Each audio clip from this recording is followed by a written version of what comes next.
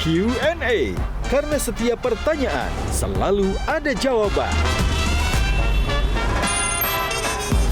Dipandu oleh Yohana Margareta. Dan panelis kita malam ini, Maman Suherman, Gilang Dirga, Arif Satria, Nada Ferlicia, Arif Suditomo.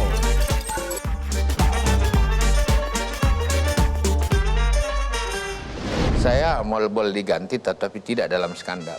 Siap berhadapan dengan Golkar? Kalau dia tidak ketemukan kerjasama dengan rakyat, dia tidak bisa. Bapak merintis karir dari sangat bawah.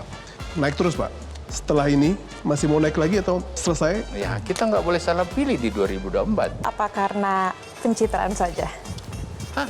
Coba dibantu Pak Syahrul. Kalau menurut Mas Arief ini apa sih sebenarnya nih? Kalau Mas Arief sampai tahu, Mas Arief mentannya.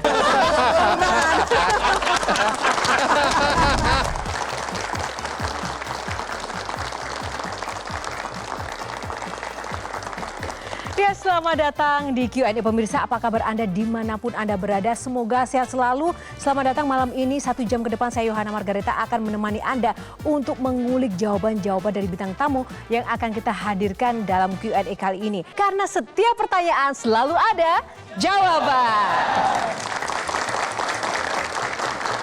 Dan malam hari ini kita akan langsung saja menghadirkan bintang tamu yang juga menorehkan banyak sekali prestasi dalam kepemimpinannya di berbagai macam profesi. Namun juga ada kontroversi setelah ia menjabat sebagai seorang menteri. Kita akan konfirmasi seperti apa sebenarnya yang terjadi. Dan kita akan langsung tahu bagaimana fakta-fakta di balik sosok ini. Langsung saja saya minta untuk Gilang Dirga untuk memanggil bintang tamu kita malam ini. Silakan Gilang. Di sini aja atau berdiri, Mbak? Boleh, harus berdiri ya. Karena tamu kita ini percaya diri dan selalu teguh berdiri dengan pendiriannya, Gilang. Baik, kalau begitu saya harus menginvite dengan cara yang tidak biasa. Oke, boleh. Seperti apa?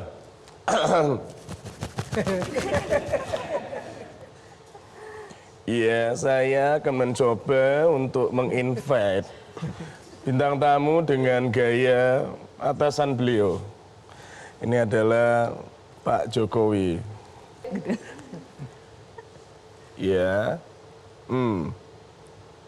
Iya, saya harap Bapak bisa segera sekedar menemui saya. Iya. Saya berharap supaya kita bisa segera melakukan rapat terbatas mengenai isu kemarau panjang. Karena jangan sampai rakyat kita ini makannya makan harapan, Pak. Baik, terima kasih. Saya tunggu, ya. Insya Allah beliau segera hadir. Oke, kita sambut bintang tamu kita malam ini, Syahrul Yassin Limpo. Assalamualaikum. Pak Syahrul dari jauh itu sudah wangi sekali. Katanya memang Pak Syahrul tuh suka banget pakai parfum, Pak. Saya kan selalu di lapangan. Saya orang lapangan dan terbiasa di lapangan. Dan saya gaul dengan semua orang. Dan walaupun COVID, saya tetap salaman dengan siapa aja. Saya tidak pernah guilty. Oleh karena itu kalau saya tidak pakai parfum ya baunya bisa kemana-mana kan. Bisa gitu merusak ya? yang lain. Terima kasih, silakan duduk. Pak Presiden, Pak Nelis silakan duduk juga. Terima kasih. Baik, saatnya kita akan langsung saja. Box pertama, box nomor berapa Bapak? Nomor 3. Panen kritik. Nah oke, kita akan uji ya dari komentar yang pertama, pakai kalung antivirus corona. Benar ya Pak ya?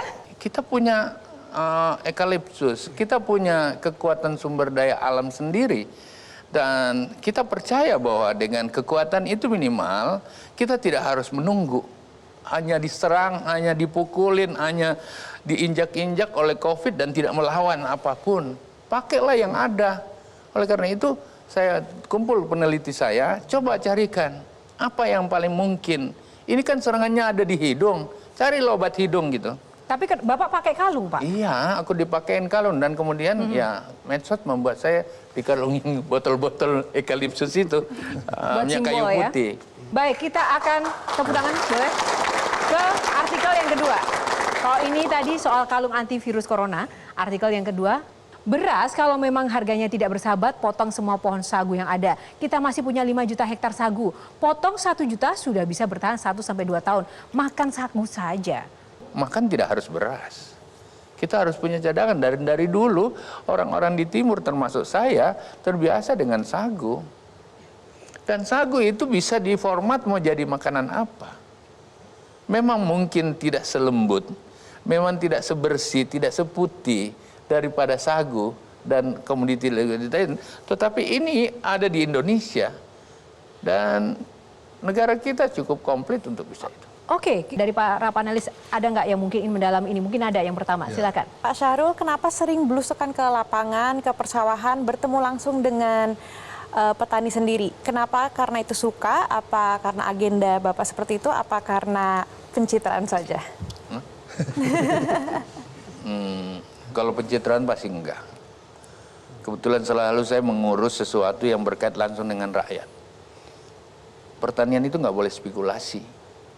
Pertanian tidak boleh salah asumsi. Salah tesa, antitesa, sintesanya harus pasti. Minimal yang terjelek harus ada kita pegang. Kenapa? Ini berkait dengan perut. Oleh karena itu saya harus pastikan 280 juta orang makanannya siap. Dan setiap jam harus dipikirkan. Nggak bisa hanya dihitung-hitung di kertas, nggak bisa. Tidak bisa hanya data, harus difaktualisasi di lapangan. Harus dicek, cross-check, dan tidak boleh satu data. Kita harus minimal pakai 2-3 data. Kita udah pakai artificial intelligence, kita pakai standing crop melalui satelit. Itu pun harus dengan laporan daerah yang manual. Kemudian dengan cara statistik yang ada. Nah, minimal itu tidak cukup. Harus di lapangan. Baik. Silakan Mas Arief Suditomo. Mas Arief Suditomo terlebih dahulu. 90% dari kebutuhan kedelai kita itu masih impor. Sementara kita tahu bangsa Indonesia rakyatnya penggemar tempe dan tahu. Kita cuma produce 10% untuk tempe dan tahu kita. Dan ini merupakan salah satu kondisi yang memperlihatkan bahwa kita tidak swasembada dalam hal kedelai, Pak. Apa rencana Bapak? Kita pemakan tempe, tahu, kecap kita dari kedelai, hampir semua kita tiap hari bersentuhan dan butuhkan itu. Dan 90% lebih itu diimpor. Ini dimulai kesalahannya waktu IMF pada saat kita krisis ekonomi kemarin dan ditetapkan bahwa tidak harus impor kedelai itu menjadi sesuatu yang mengganjal kepentingan itu. Karena ternyata harga di Amerika, di luar, importasi itu jauh lebih murah. Memang kondisi normatif seperti itu. Mereka lebih murah karena mereka punya landfill, lahan yang sangat besar.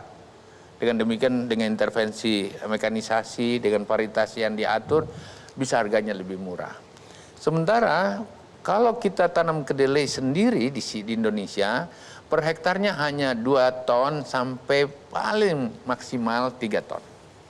Biasanya sih 2,7. Nah, oleh karena itu, kita harus persiapkan bertahap. Baik. Dan sekarang itu kita udah masuk kurang lebih antara 280.000 ton dari kebutuhan yang hampir ya. Selama ini kan Syahrul Yassin Limpo seolah-olah anti impor. Tapi tadi mengatakan membuka peluang untuk itu. Pak Syahrul ini sebenarnya di posisi yang mana? Setiap mendengar kata impor produk-produk pangan. Saya nggak suka impor. Sepanjang masih bisa kita tanam, kenapa? Tetapi kan negara harus memikirkan berbagai aspek dari kehidupan 280 juta orang. Ya, kita nggak boleh stuck dengan hanya ego-ego kita. Tetapi bahwa kita harus maksimal mendorong itu untuk bisa yang bisa ditanam nggak usah impor, itu undang-undang. Tetapi katakanlah kalau kita tidak impor kemudian terjadi climate change besok, terjadi apa, negara harus bisa melihat sehingga harga konsumen juga bisa terjangkau karena kita mengeluarkan cadangan-cadangan pemerintah, cadangan beras, cadangan apa pemerintah untuk menstabilisasi harga, itu mutlak dilakukan. Negara harus ada di antara krisis yang ada. Jadi kita harus bisa maklum kondisi itu. Jadi situasional ya Pak ya? Ketika Bukan harga mengatakan mati. tidak suka impor, tidak takut berbenturan dengan Menteri Perdagangan? Saya tidak perlu berbenturan karena yang dia nggak boleh utik itu adalah ketersediaan. Oke. Kalau intervensi dalam rangka menurunkan inflasi, dalam rangka menetralisasi, menormalisasi harga, itu wajar. Negara harus tampil di situ. Karena nggak boleh harga beras terus naik dan dibiarin. Kasihan konsumen kita kan juga banyak. Saya di bawah tanggung jawab saya 41 juta petani. Tetapi negara harus bertanggung jawab di atas 287 juta orang. Paling parah biasanya gontok-gontokannya seperti apa sih Pak? Saya sih nggak ngelihat ada gontok-gontokan bahwa saya bertahan dengan produktivitas saya. Saya cuma bilang, kalau kau mau impor, ini untuk apa? Nah, kadang-kadang ya harus mengalah, tetapi bahwa saya harus bertahan dengan produktivitas saya. Petani yang 40 juta orang lebih harus dapat uang yang lebih banyak, sehingga dia bisa memutar ekonominya, anak-anaknya bisa sekolah, yang mahasiswa dia bisa belikan baju, penjahit jaket, kemudian beli beras lagi. Itu terputar seperti itu tetap harus saya pertahankan sebagai Menteri Pertanian dong. Oke. Baik, kita akan ke Gilang, silakan. Ketika tadi dari statement Bapak mengatakan bahwa kalau tidak ada beras kita masih ada sagu. Katakanlah kita sebagai manusia kita bisa makan apapun. Nah, bagaimana dengan yang memproduksi itu semua? Petaninya. Berarti kan masih harus ada edukasi di sana. Kemudian ada proses lagi. Katakanlah mungkin padi tidak bisa mereka tanam. Katakanlah mereka harus beralih profesi menjadi petani sagu mungkin. Untuk bisa membuat kestabilan pangan tetap terjaga dan pekerjaan mereka pun tetap ada. Ini kan jadi PR besar juga Pak. Dengan statement Bapak tadi, apakah Bapak pernah berpikir bahwa wah ini kayaknya bakal panjang nih dengan statement yang saya keluarkan ini. Monggo Pak, silakan. Saya cuma mau mengatakan pada bangsa ini, dan juga tentu saja saya sebagai pembantu Bapak Presiden mengatakan jangan khawatir juga berlebihan gitu. Kan kita terlalu ditakut-takuti dengan krisis pangan dunia. Ya. Saya kira Gilan memang pekerjaan kita ini belum usai. Dengan kemampuan teknologi, perguruan tinggi yang makin banyak, tentu saja hadir pemerintah yang berpihak pada kepentingan rakyat dan tidak senang-senang sendiri, pekerjaan kita masih banyak. Ya. Oke. Oke, terima kasih Pak Syahrul.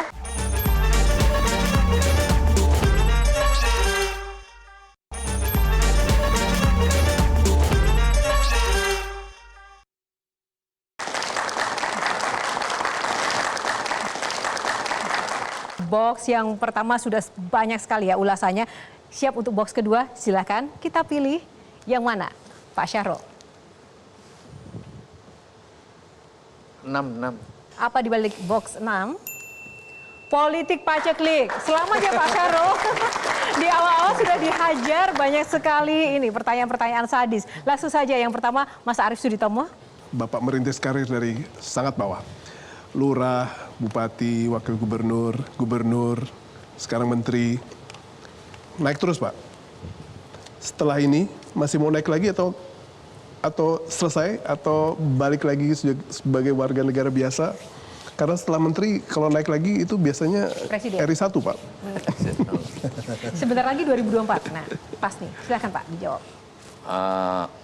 Saya terbiasa nggak pernah merencanakan step berikut. Saya terbiasa memahami diri saya dari pengalaman hidup saya bahwa manajemen ilahi jauh lebih bagus dari apa yang saya manage sendiri. Dan yang penting mengakhiri sesuatu tugas itu saya berharap dengan cum laude. Jadi seperti itu. Kami sesama alumni SD Mangkura, SMP 6 suka menggosipkan Bapak. Sebagai senior. Gosipnya yang paling panas apa? Gosipnya gini, tahun ini Pak Syahrul Yassin Limpo di partai mana ya? Oh, kenapa sampai ada gosip seperti itu Kang Maman? Saya pindah partai cuma 1 kali. Dari Golkar, saya ketua Golkar, ayah saya pendiri Golkar di kawasan timur Indonesia.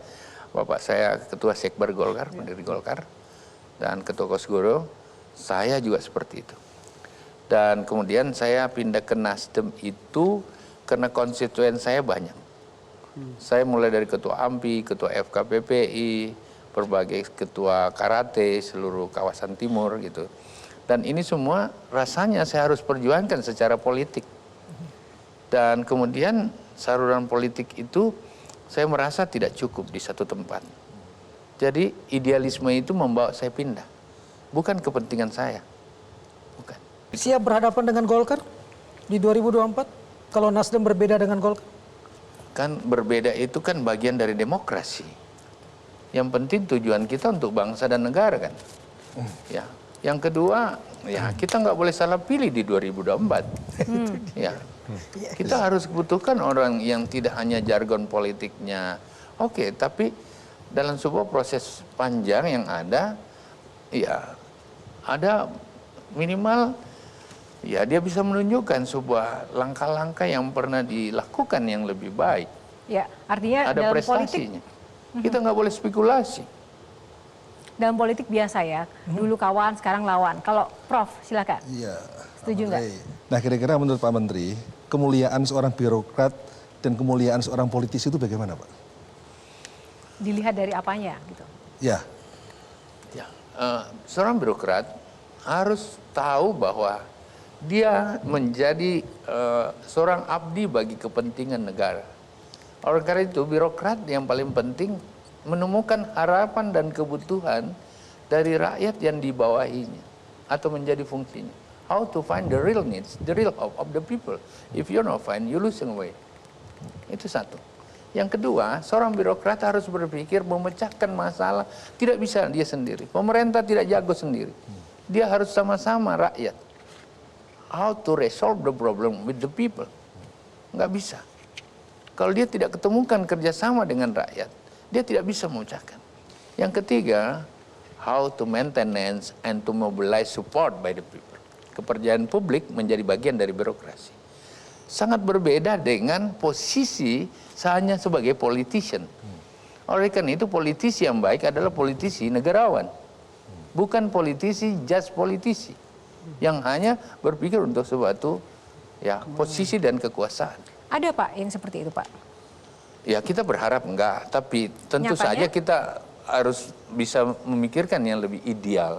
Bahwa politisi kita besok, politisi yang memikirkan kepentingan rakyat dari Papua sampai dengan Aceh. Ya menurut Bapak politisi zaman sekarang seperti apa? Apakah sudah mendekati ideal tadi yang seperti Bapak sampaikan? Tidak dalam kompetensi saya harus menjustifikasi, tentu karena saya kira terlalu sulit. Tapi kita butuhkan memang kematangan-kematangan kita menghadapi 2024 dan ke depan itu. Apakah sistem politik saat ini di Indonesia ini kondusif bagi munculnya para politisi yang bermartabat? Menurut Pak Menteri gimana? Ini agak berat saya jawabnya karena saya nggak jujur. Saya nggak jujur. Harus jujur Pak. Ya, artinya sangat debatin. Kadang-kadang kita udah merasa seperti itu. Melihat saja debat terakhir di Komisi 3 yang dengan itu Mahfud membuat MD. kita jadi ketarik-tarik ketitir sebenarnya posisi kita seperti apa ini. Tepuk tangan untuk Pak Syarul. Setiap saya mencoba mengakhiri pertanyaan dari box, Bapak menghela nafas lega. Oh berarti tidak ditanya lagi seperti ya Pak ya. Oke. Berat pertanyaannya Agak soalnya. berat. Oleh karena itu saya selamatkan Bapak. Kita akan masuk ke box selanjutnya. Ke box selanjutnya.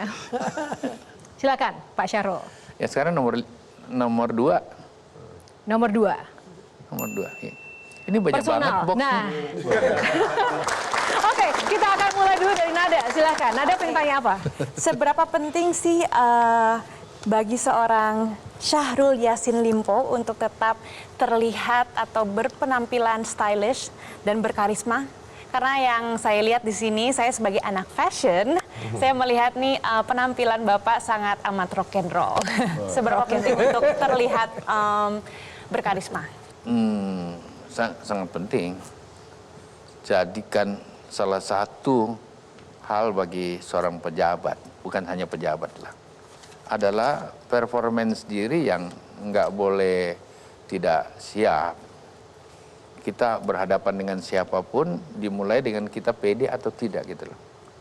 Kalau kita tidak pede, kita kehilangan semangat, kehilangan kemauan. Oleh karena itu, salah satunya kita oke dengan pakaian kita nggak? Kita siap perang nggak dengan pakaian kita?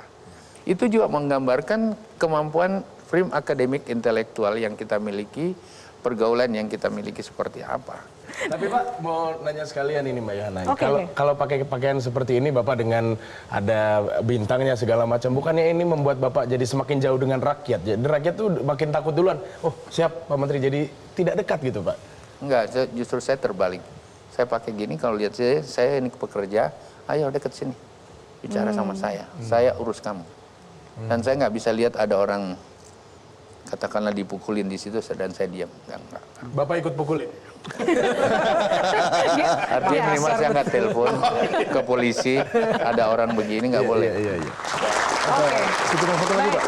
Baik. Pada saat Bapak menjadi Sedikit saja. birokrat, role model Bapak siapa?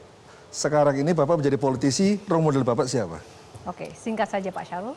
Aku senang dengan Jenderal Yusuf. Aku senang dengan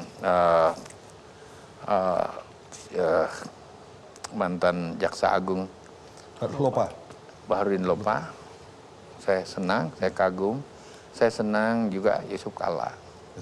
Saya senang dengan Syekh Yusuf Al-Wati Al-Makassri, yang Raja Goa yang pindah ke Cape Town menjadi pejuang apartheid. Itu role model saya. Ya. Berarti ada cita-cita kayak Yusuf Kalla jadi wapres ya? Yes or no? Yes or no? Jangan lihat saya Pak. Yes or no, betul. Ada ingin jadi wapres nggak? Tadi kan katanya role modelnya kan Yusuf Kalla. Yang punya Metro setuju nggak? Oke, baik. Menarik sekali ya. Yang namanya Syahrul Yassin Limpo memang terkenal dengan kepercayaan dirinya. Tapi kita akan lihat sepercaya diri apa Pak Syahrul ini untuk menjawab pertanyaan-pertanyaan para panelis. Kita jeda dulu karena setiap pertanyaan selalu ada jawaban di Q&A sesaat lagi.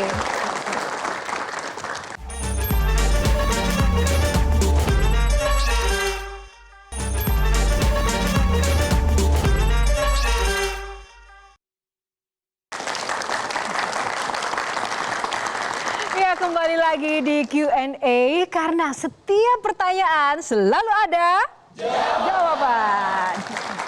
Masih bersama Syahrul Yassin Limpo, Menteri Pertanian Republik Indonesia. Pak Syahrul nggak kapok kan pilih boxnya? Enggak dong. Nagih ya, Iya. iya. Oke, kita akan uji nyali lagi Pak. Kita akan pilih box mana yang akan dipilih Pak Syahrul Yassin Limpo. Angka favorit. Favorit nomor 5.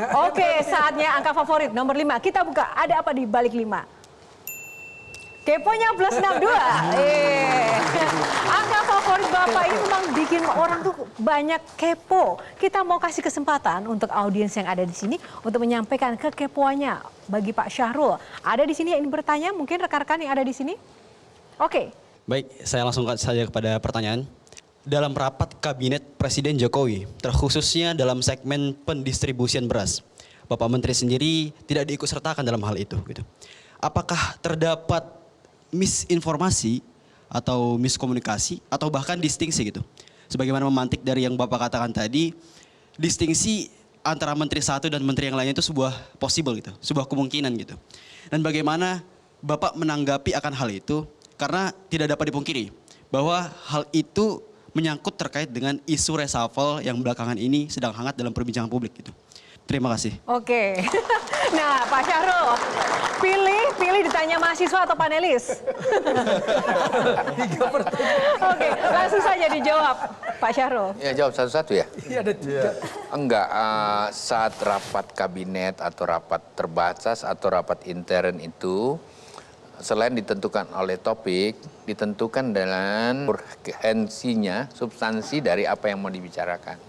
Kalau itu berkait distribusi, kalau itu berkait dengan harga, Mentan nggak hadir juga nggak apa-apa. Apalagi tentu saya punya tugas yang di tempat lain dan tentu ada promise-promise tertentu gitu ya. Bagi saya itu satu hal yang berbeda. Ratas itu sendiri kemudian diinterpretasi oleh berbagai pihak karena saya tidak hadir, kemudian isu reshuffle kebetulan ya dikait-kaitkan dengan kinerja dan lain-lain sebagainya. Dan itu sah-sah saja. Sekali lagi jabatan bagi saya itu kan daki-daki yang pasti bisa habis. Yang saya selalu bertahan dengan jabatan saya, minta maaf Yohana, saya boleh diganti tetapi tidak dalam skandal. Saya boleh diganti tetapi dengan kinerja saya yang terbaik. saya sangat bertahan seperti itu. Oke, tepuk tangan. Oke, kita lanjut ke box selanjutnya. Nomor berapa? Nomor 9 lah. Nomor 9. Kita buka nomor 9. Oke, play or pass, Pak? Masih ada nomor lain nggak? Udah play aja Pak, biar ada Pak. Nomor 9 pas. Nomor 9 pas. Oke, selanjutnya pilih nomor Nomor 7. nomor 7. Truth or dare. Ini lebih menakutkan sebenarnya.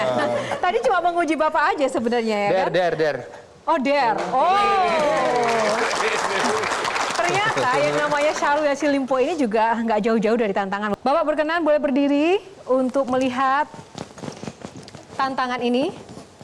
Kita akan mulai ya Pak ya. Bapak silakan untuk menebak itu bumbu dapur namanya apa. Oke, kita mulai dari kiri Pak Syahrul. Silahkan ditebak itu Nomor 1 ya. bumbu apa nomor 1. Apa ya? Atau Ini kunyit, ini jahe. nomor ini... 1, nomor 1 dulu. Nomor 1 nggak tahu justru. Jangan mengalihkan isu Bapak. Coba dibantu Pak Syahrul. Kalau menurut Mas Arief ini apa sih sebenarnya nih? Kalau Mas Arief sampai tahu, Mas Arief mentannya. Oh enggak ya? Jangan. Mas Arief tahu enggak?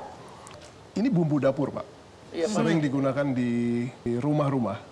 Dan untuk makanan daerah kita, untuk makanan Makassar khususnya ikan, pasti menggunakan ini, Pak. Tumbar. Benar. Oke, terima kasih Mas Arief. Yang kedua, benar ketumbar Pak. Ini mestinya 3-3. Nomor 2. Jahe nih. Nomor 2 jahe. Coba harus dibuktikan Kang Maman, coba dibuktikan. Jahe enggak sih nomor 2 sebenarnya? Di sini.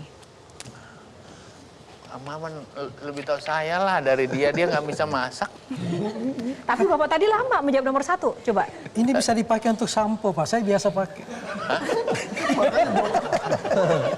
Benar? Kang Maman, jahe? Betul jahe. Jahe, tepuk tangan dong. Oke, terima kasih Kang Maman. Nomor 3, silakan Pak. Ini merica. Merica, nada boleh dibuktikan. Benar nggak merica? Iya, coba. Ini merica. Merica. Bilanglah merica. Jangan begitu, coba nada. Iya benar merica. Benar merica. Oh. Thank you, Nada. Oh, cuma nada yang diberikan salaman ya Pak. Baik, terima kasih. Sudah ada kerjasama. Oke, yang terakhir Pak, nomor 4.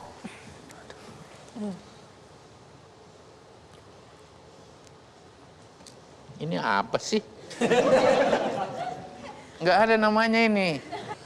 Tadi Bapak nyebut herbal kok Pak. Lagi mau mendukung soal herbal kan? Iya. Temulawak. Temulawak dia Pak. 5, 4, 3, 2, 1. Prof. Arief boleh dibantu, itu apa namanya? Wah, benar, aku nggak tahu ini. Ini rektor IPB pasti dia tahu. Ini sekarang itu buat teh enak Pak. Hah?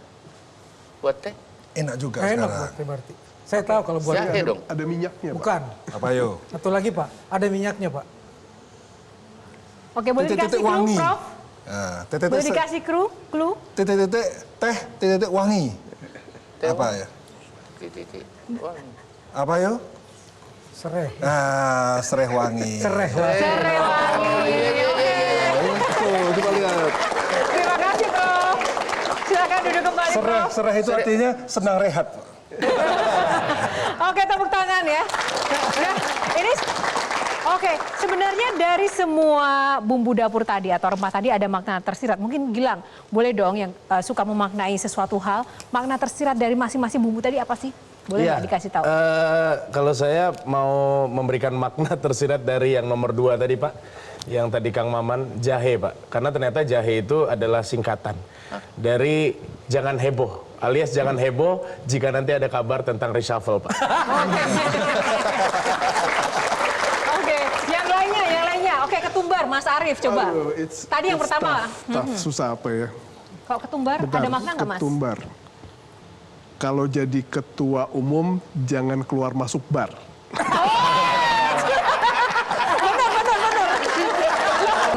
Mungkin boleh Mas Arief, tapi untuk sidak kali ya? Ya. Oke. Sidang tanaman herbal di Pak. Silakan duduk Pak. Oh, tadi sudah ada ketumbar. Kalau merica sama sereh mungkin Ada yang memaknainya mungkin Kang Maman? Merica, mending rame-rame kerja cerdas dan cadas. Wes. Nah ini tadi yang terakhir, Prof, sereh Prof. Ya, sereh sesekali angin. rehat. Sesekali rehat. Jangan tegang melulu ya. Jangan tegang melulu. Atau senangnya gereh juga enak. Oke, Bapak tahu gereh kan Pak? Ikan, asin. Iya, aku suka. Oke, tepuk tangan. Terima kasih para panelis. Baik, kita akan mulai di box selanjutnya. Kita akan lihat box mana yang akan dipilih oleh Pak Syahrul. Silakan Pak Nomor Syahrul. 4. Nomor 4 kita buka langsung. Play or pass. Nah, sekarang Bapak mau play or pass. Play, Kalau tadi play, pass, play. sekarang play. Oke, sekarang kita mau play. Baik. Cuma satu kali pas lah. Oke, satu kali pas tadi sudah, sekarang play. Nah, ini ada aturan mainnya, Pak. Nah, dalam games ini kita akan cosplay, Pak. Ada sebuah adegan yang sempat menjadi perbincangan juga beberapa waktu yang lalu. Saya butuh bantuan dari Gilang Dirga. Boleh nggak maju ke depan Gilang? Nah, kali ini nanti Gilang akan menjadi Presiden Jokowi yang lagi konvers. Di sini. Oke, Bapak izin berdiri lagi, di sampingnya mendampingi Presiden. Izin Pak. Nanti Gilang akan memainkan Presiden yang sedang konvers dan juga Pak Syahrul nanti akan menjawab. Tapi nanti saya akan jadi reporternya. Bapak akan jawab setelah saya tanya dulu ya Pak ya. Oke, langsung saja Gilang. Kita mainkan. Iya, tanaman porang ini bisa bagus ke depannya. Dan saya minta Kementerian Pertanian untuk support tanaman porang ini ya Pak Menteri. Siap.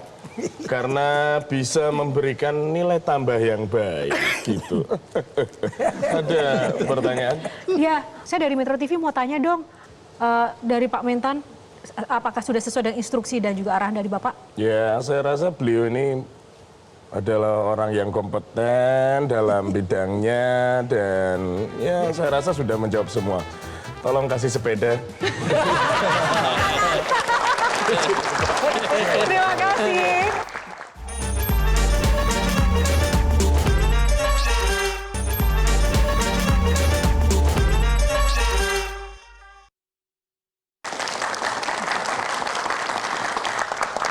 Oke, lanjut kita akan mainkan untuk box selanjutnya.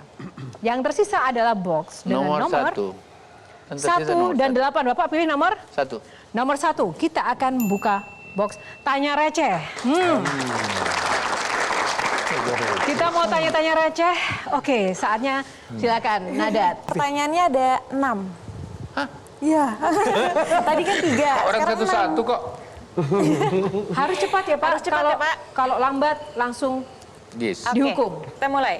Padi atau sagu? Padi, Off-road atau jalan pagi? off-road, Mie goreng atau nasi goreng? nasi goreng, Bawang merah atau bawang putih? bawang putih. Kenapa kedelai Malika lebih mahal? Ya kena dirawat. Kenapa cabai keriting lebih mahal dari cabai biasa? Keriting itu lebih pedes. Makanya dia lebih mahal. Bener kayak gitu. Dan kalau mau menjadi cabai keriting harus dibawa ke salon dulu gitu. Oke. Para panelis gimana nih? Ngomongin salon saya langsung garuk-garuk. Oke, Kang Maman, silakan. Silakan Kang Maman. Mie goreng atau nasi goreng tadi Bapak? Nasi goreng. Tapi kenapa mie goreng belakang ini naik harganya Pak? Karena bahan bakunya makin mahal, kan gandum naik. Kenapa pilih bawang putih juga Pak? Bukannya itu lebih banyak impornya? Bawang merah kita bisa buat. Iya. Oleh karena itu sekarang tantangan kita bagaimana bisa mencoba memaksimalkan lahan-lahan yang ada di gunung itu untuk bisa menjadi bawang putih. Karena memang bawang putih itu penyedap yang paling utama. Baik, kita akan langsung pilih box selanjutnya, Pak. Nomor berapa? Nomor terakhir kayaknya Nomor 8. terakhir yang tersisa, nomor 8 kita buka. Apa sih? Sebelum dijawab, saya ingin rekan-rekan dulu untuk memberikan satu kursi tambahan.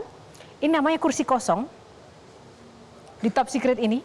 Langsung saja, Kang Maman, untuk memainkan Top Secret kali ini.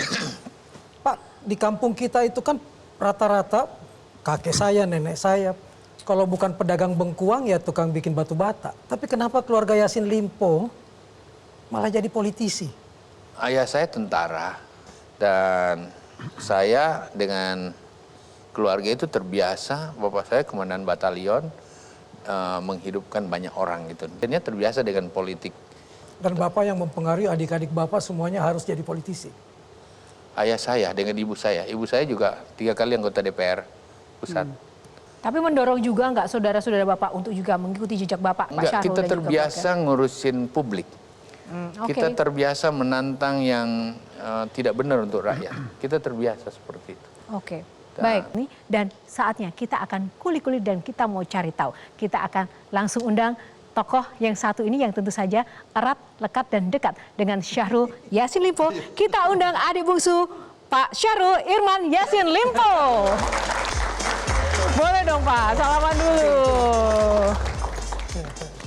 Pak Nggak ada penyampaian Irman, nih. selamat datang. Silakan duduk Pak Irman, tepuk tangan buat Pak Irman. Silakan, mungkin Prof Arief. Kira Pak Syahrul ketika masih kecil apa kebiasaan yang mengemuka? Yang paling paling bandelnya tuh seperti apa gitu kali ya? bandelnya gitu.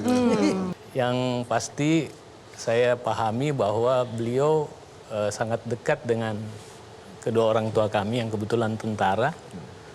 Jadi kemana-mana juga ikut dalam rombongan pengawalan militer saat itu. Dan sempat kejadian menurut ceritanya sempat ikut kena masuk dalam konflik tembak-menembak di salah satu ruas jalan di Kabupaten Goa. Itu ya yang paling ekstrim ya. Iya. Seberapa dekat sih kalau Mas Irman dengan Pak Syahrul? Kalau Pak Syahrul dekat semua sama adik-adik dan kakaknya. Oke, Nada silakan. Saya tahu banget sih rasanya bisa deket sama saudara kandung. Saya juga punya kakak. Kebetulan kakak saya bedanya tuh umurnya 21 tahun. Iya, kakak perempuan. Kalau untuk Pak Syahrul mungkin pesan-pesan apa yang sering Pak Syahrul tanamkan dalam diri adik-adik Pak Syahrul? Satu, bahwa ya kita kerja ini kita bukan milik kita. Kita udah pilih untuk menjadi orang yang jadi pesuruhnya orang banyak gitu. Dan tidak boleh hanya memikirkan diri kita, keluarga kita. Jadi itu kayaknya sangat masif gitu. Bahwa ya salah satu yang harus dijaga, jangan mempermalukan keluarga karena mengabaikan sebuah tanggung jawab gitu. Ibu saya sekarang udah sangat rentan, udah tua. Tapi yang tidak pernah saya lupa itu, kamu laki-laki Bugis Makassar, satu, nggak boleh bohong, nggak boleh pura-pura. Dan sampai sekarang, nasihat saya seperti itu juga. Tidak mudah kemudian meniti karir sampai titik ini. Banyak sekali perjuangan dan peluh yang sudah terukir ya dari kehidupan Pak Syahrul yang dulu sampai dengan sekarang dengan membawa banyak sekali misi. Nah, sejauh mana arti, makna dan peran orang tua bagi Pak Syahrul hingga bisa membawa Pak Syahrul sampai di titik sekarang? Iya. Ibu saya betullah saya. Ibu saya itu adalah Tuhan yang berwujud di dalam kehidupan keseharian. Oleh karena itu sebelum ke Mekah, ke Saudi sana melihat Baitullah, yang setiap hari adalah ada Baitullah yang dekat saya. Apa yang mungkin Bapak ingin sharekan, hal yang benar-benar paling berkesan dari seorang ibu selama ini di hati Pak Syahrul? Ya, kita bisa seperti ini karena doa, itu pasti. Anak kamu jadi besar, mudah-mudahan ada gunanya untuk kami semua, untuk keluarga. Ada dan harapan untuk yang bangsa. mungkin belum terwujud? Ya tentu saja, ya dia berharap sih. Salah satu karena dia anggota DPR 4 kali. Kamu dengan kemampuan yang ada, bela bangsamu ini. Negeri ini jangan kau biarin seperti itu. Dan itu aku ingat sampai habis. Dan saya selalu kalau datang mencium kakinya, mencium tangannya, Bunda, mudah-mudahan saya bisa wujudkan apa yang menjadi harapanmu, insya Allah. Amin. Ya, doa ibu adalah salah satu senjata ya buat keberhasilan anaknya. Dan itu terwujud dari sosok seorang Syahrul Yassin Limpo. Tentu saja ini juga sekaligus menjadi penutup kita di Q&A. Tapi sebelum kita sudahi, apakah dari panelis mungkin ada yang ingin menyampaikan kesan tersendiri atau mungkin dari Pak Syahrul tadi yang sudah menjabarkan banyak sekali PR-PR dan tugasnya. Silakan, ada harapan tertentu atau ada masukan untuk Pak Syahrul? Silakan, Kang Maman terlebih dahulu. Tadi begitu beliau bicara dalam bahasa Inggris, yang ketangkep di kepala saya dua filosofi Bugis Makassar yang dia ucapkan tapi pakai bahasa Inggris. Yang pertama yang saya catat tadi, sirina atau mabutaya nia kiri pamarentaya, kan itu yang harus selalu menjadi membawa suara rakyat. Parupan nagauka nia kiri tau jaya parentaya tauri erokna. Kita harus bicara sesuai maunya rakyat. Sehingga kemudian saya bisa menangkap dia betul-betul kayak sosok Makassar yang selalu pakai prinsip lelaki sejati, berdiri tegak menjaga layar pinisi, tak takut gelombang besar, tak mundur karena cobaan besar. Kuat kukuh menegakkan harga diri, menegakkan siri. Dan satu, tetap berpihak pada rakyat. Oke, tepuk tangan. Yang pasti terus semangat ya Pak, masih banyak PR dan juga harus lebih kerja keras lagi. Dan kita akan tetap pantau sama-sama ya bagaimana nanti Pak Syahrul menjalankan tugas-tugas dan misi mulianya. Terima kasih Pak Syahrul sudah bergabung di Q&A dan juga Pak Irman Yassin Limpo. Terima kasih. Dan pemirsa, semoga apa yang kita perbincangkan tadi bermanfaat dan juga menginspirasi Anda semuanya. Dan tuntas sudah perjumpaan kita dalam Q&A karena setiap pertanyaan selalu ada jawaban. Semangat, sampai jumpa. Terima kasih.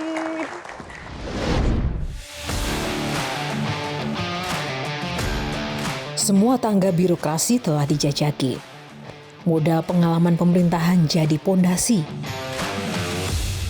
Mantan Gubernur Sulawesi Selatan hingga Menteri Pertanian membuktikan dedikasi dan ketangguhan tiada henti. Politik bisa saja cuma taktik. Tapi keresahan menuju bangsa sejahtera terus menggelitik. Sang komandan harus terus membuktikan pelayanan. Karena sejatinya rakyat adalah tuan yang harus diprioritaskan. Metro TV,